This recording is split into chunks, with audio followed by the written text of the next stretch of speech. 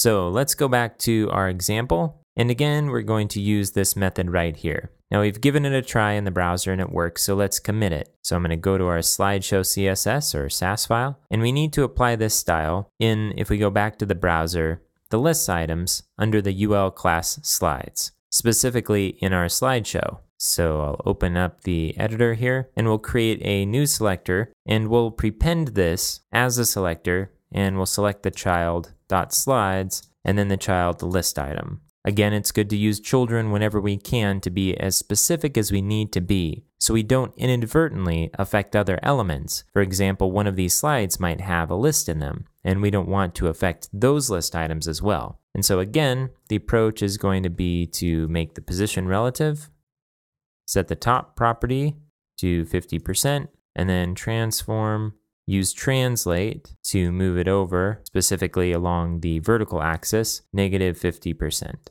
Okay, so we also need to adjust the slides UL so that it has the same height as the slideshow itself. So let's make this height a variable now that we're going to be using it in two places. Again, we're going to put it in the slideshow rule here.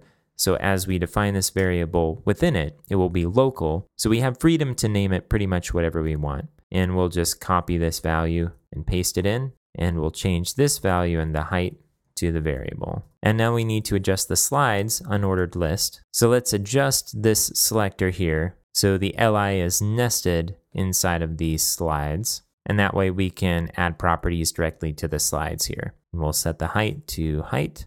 And let's see if this gives us what we want. So I'm going to save this and refresh in the browser. Okay, so not quite yet. Let's open up DevTools and see why. Okay, so it actually looks like our styles aren't applying to these at all. And if we go back to our code, you'll see that I've misspelled slides as sides. So let's change this and refresh. All right, now that was quite the journey to get the vertical alignment here.